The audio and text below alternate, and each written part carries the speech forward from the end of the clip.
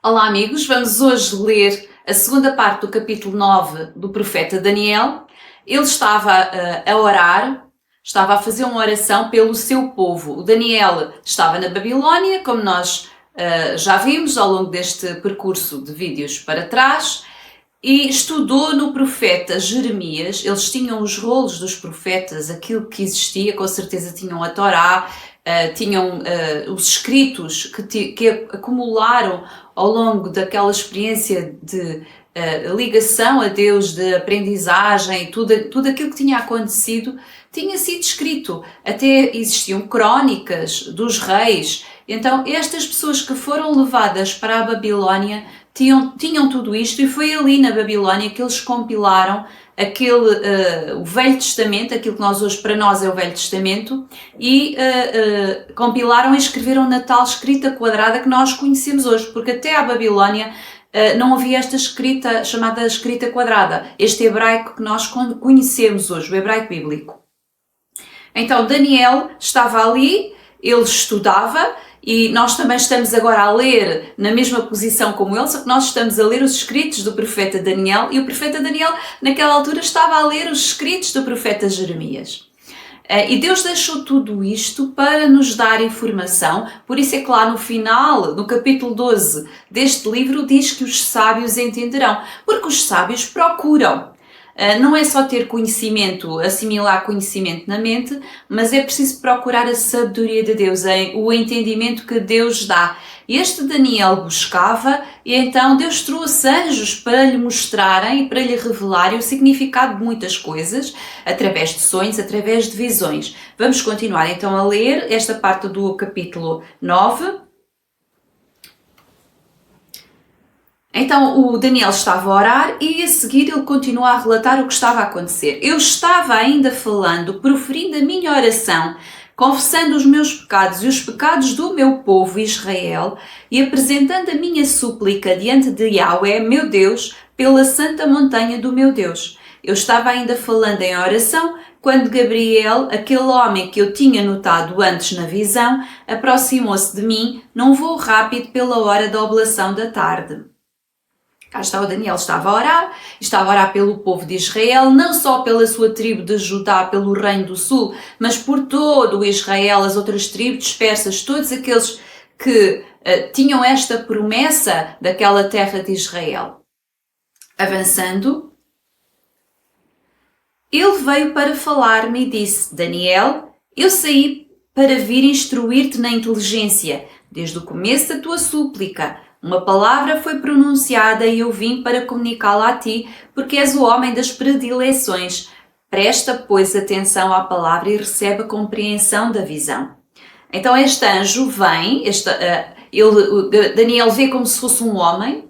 Estes anjos mensageiros sempre aparecem como homens e eles têm esta aparência de um varão.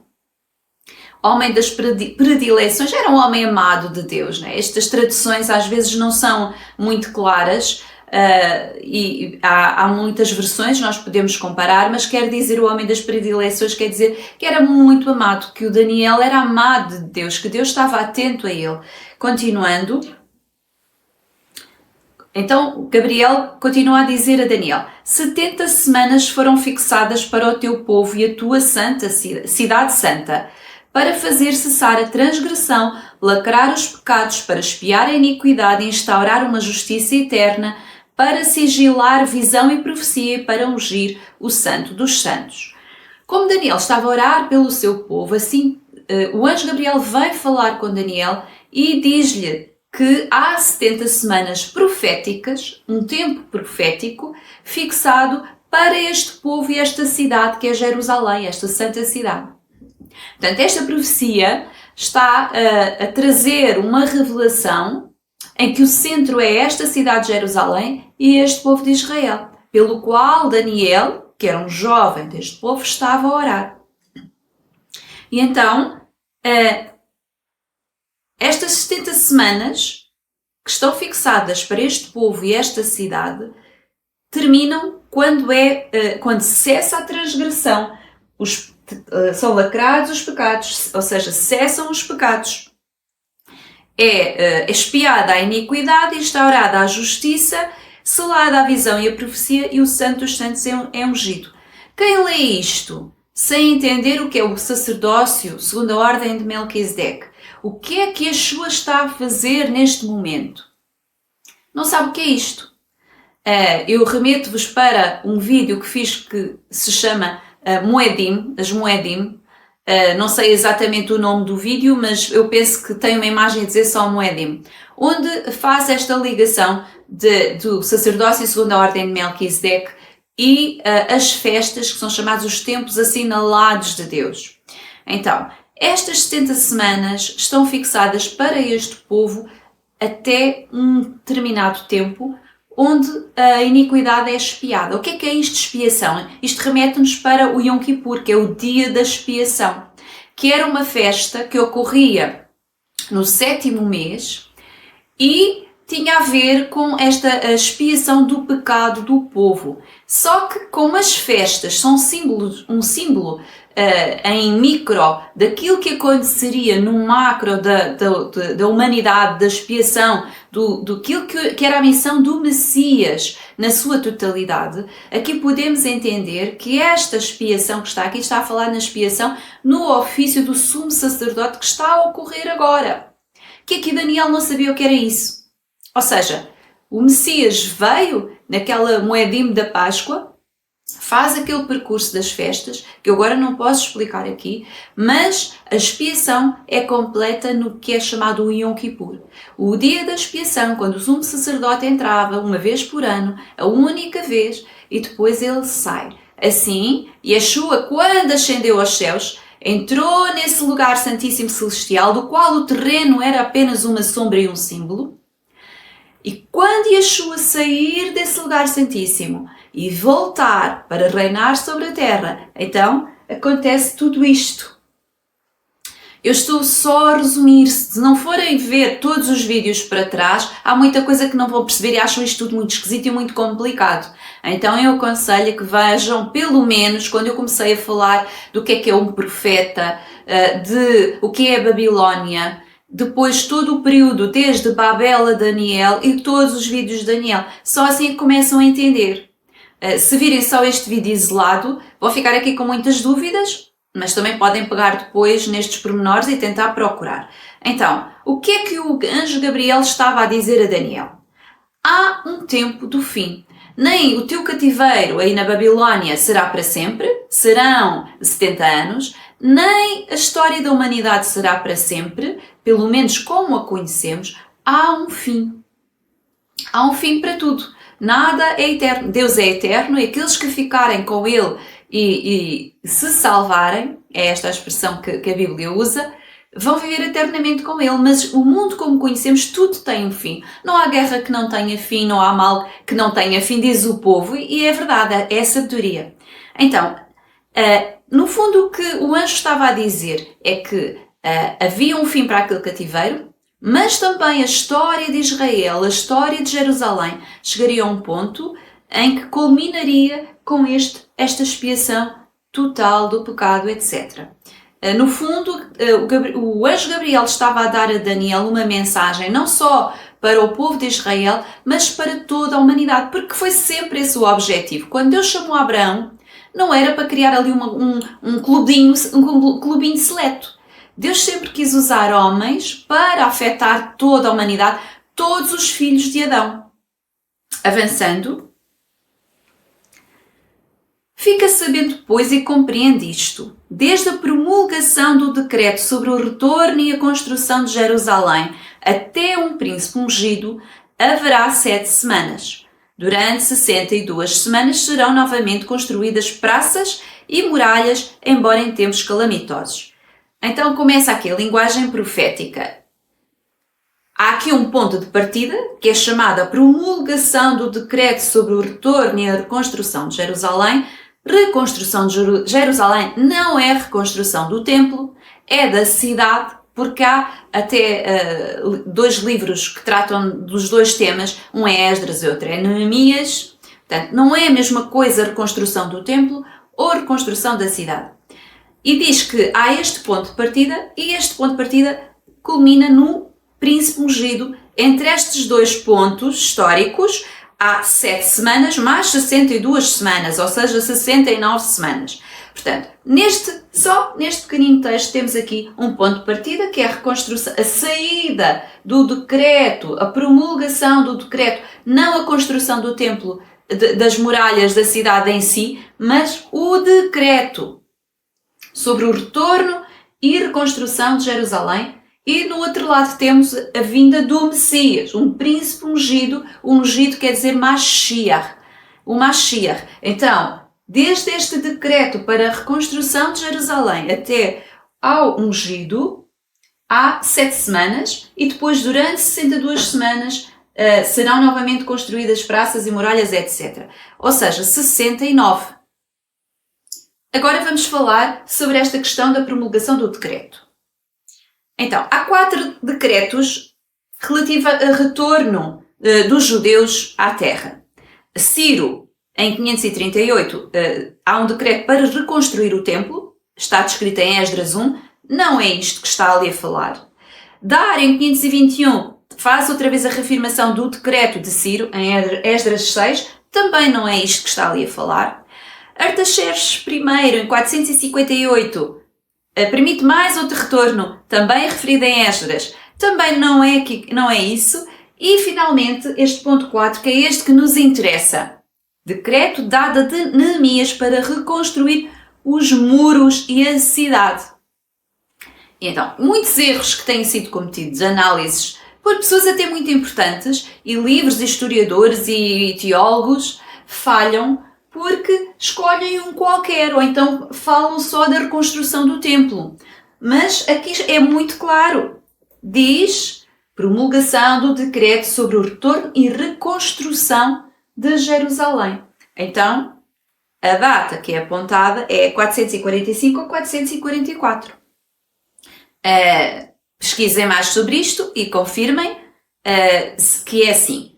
Então, 445 ou 44, porque tem a ver com a diferença dos calendários, é a promulgação do decreto sobre o retorno e reconstrução de Jerusalém.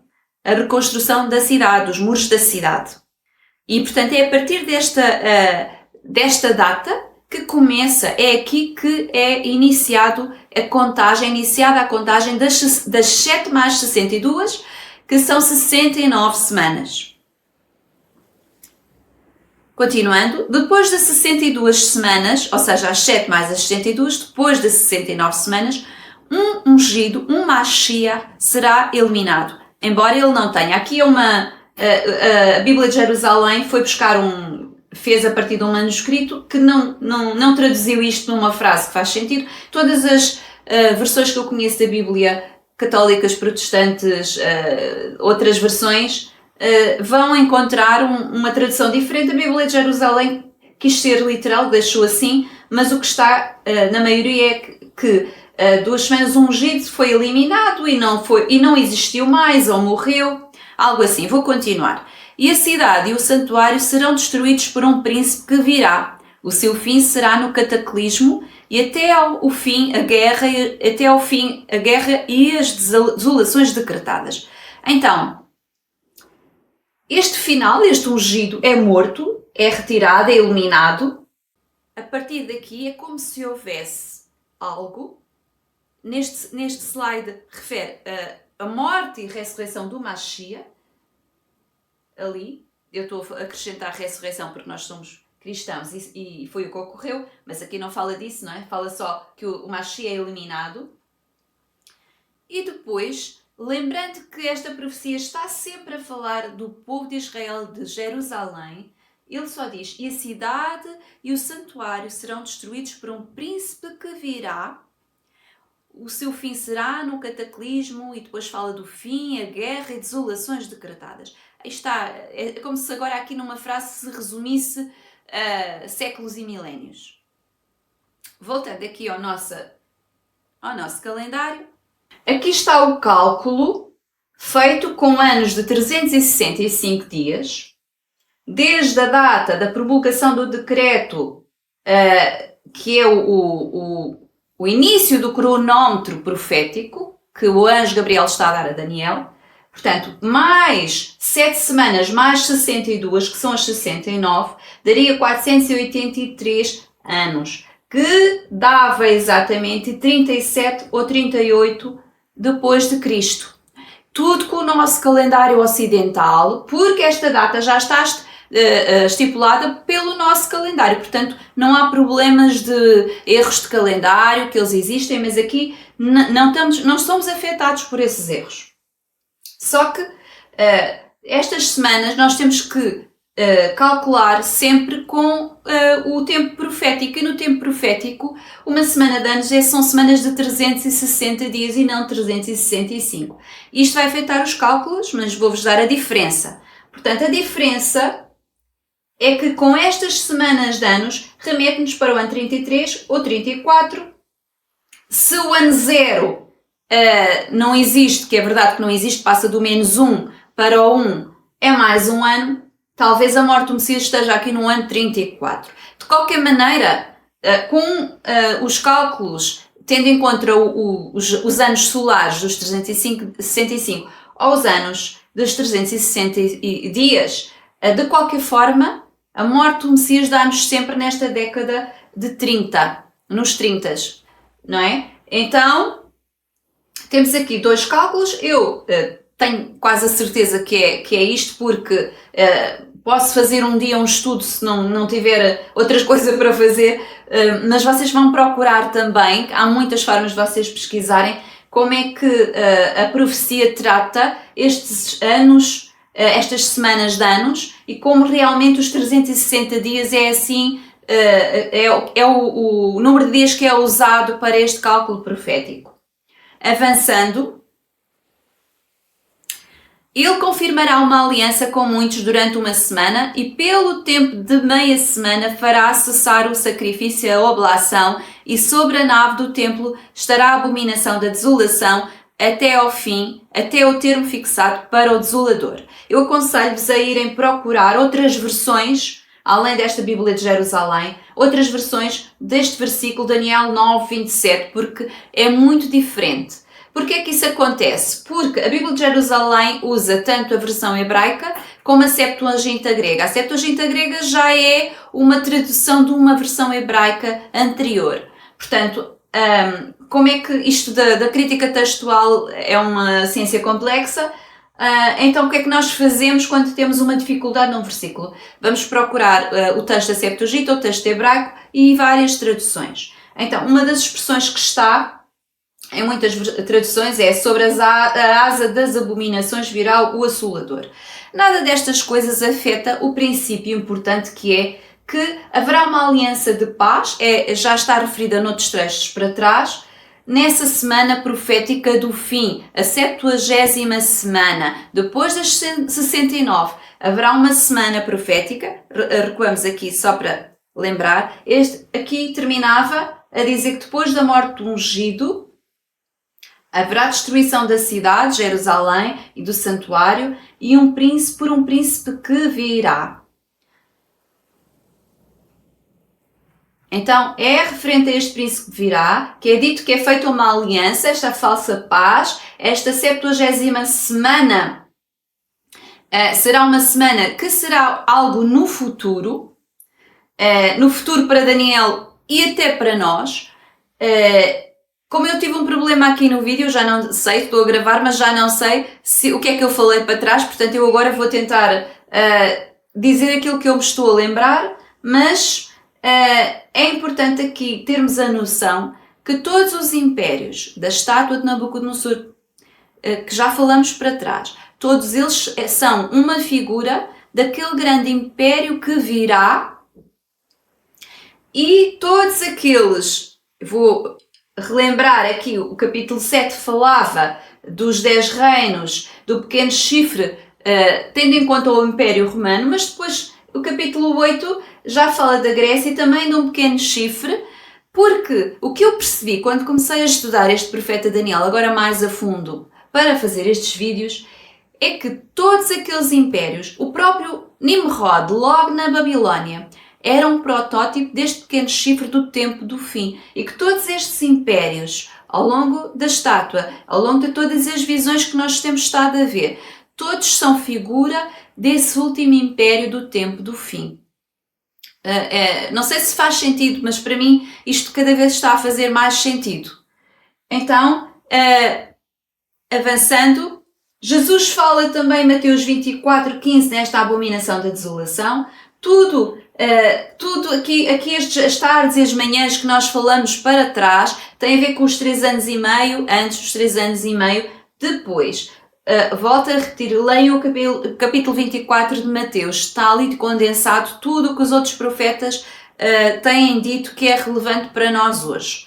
Resumindo, então, porquê que é relevante para nós este cálculo destas datas, saber quando morreu o Messias, quando morreu Jesus? Porque uma coisa é nós vivermos, a maioria anda preocupada é quando é que nasceu Jesus, que não interessa nada para a profecia quando nasceu Jesus, nem quantos anos tinha, o que interessa é o ano em que ele morreu, porque é com a morte e ressurreição do Messias que há aqui uma mudança nos tempos proféticos e uma mudança até no nosso acesso a Deus. Tem a ver porque é que Jesus veio. A maior parte das pessoas que são cristãos nem sabe porque é que Jesus veio e o que impacto é que isso teve no ser humano. O antes e o depois, o que é que nós somos? As pessoas vivem de rituais em grupinhos e dizem eu sou isto, eu sou aquilo, e não percebem que Jesus nos chamou para ser discípulos dele, para nascer de novo, para nos tornarmos filhos do Pai. Não é para aderir a um grupo ou uma religião. Enfim, então, se Jesus morreu no ano 33 ou no ano 37, naquela década de 30, porquê é que eu somei aqui 2000 anos? Porque muitas pessoas, eu também acredito nisso, acreditam que a semana de anos que está lá em Gênesis é uma semana profética que ali condensa toda a história do homem. Deus deu 6 dias ao homem para trabalhar na terra e o 7º é o descanso. Quando vamos lá para Apocalipse 20, Jesus vem para entrar num milénio, 1000 anos. Diz em 2 lugares, num Salmo e o apóstolo Pedro, que um dia são como 1000 anos é como um dia. Cada dia da semana equivale a 1000 anos na história da humanidade. Até Abraão houve 2 dias proféticos, 2000 anos. De Abraão até o Messias houve mais 2000 anos, mais 2 dias proféticos. E depois da morte do Messias, do ungido, até à sua segunda vinda, só faltam mais 2000 anos, 2 dias proféticos, porque o 7º é o do Senhor.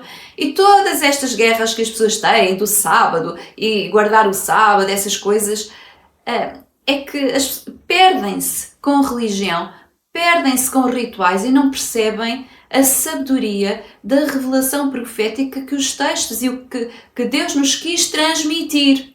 Deus está-nos a avisar desde o princípio que haverá um 7º milénio de descanso. É chamado descanso, que Yeshua virá estabelecer o seu reino na terra para trazer assim toda a tribo, nação e povo, porque Jesus veio para todas as nações. Não era vir para um povo judeu e ficar ali como se eles fossem um clubinho especial. O objetivo sempre foi atingir as nações da terra.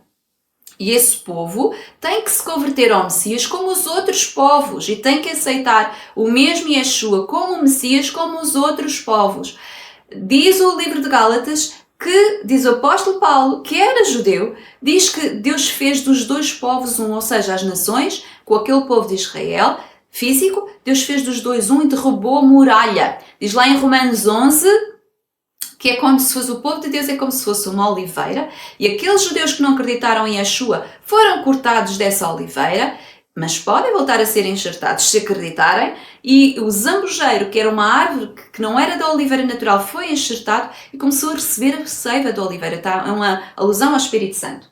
Então, estes 2000 anos, que são os 2 dias proféticos, têm a ver com o tempo dos gentios, que é chamado o tempo dos gentios, a plenitude dos gentios, que está a entrar nesta oliveira, que é a oliveira de Deus, que é o povo de Deus. O povo de Deus nem são só os cristãos, nem são só os judeus. O povo de Deus são aqueles que creem no Messias, judeus e gentios, que estão debaixo desta presença do Espírito de Deus. O Espírito de Deus, não debaixo só, mas dentro. O Espírito de Deus está dentro deste povo. E agora há estes 2000 anos, 2 dias proféticos, até que a plenitude dos gentios entre. Está lá em Romanos 11:25 esta referência.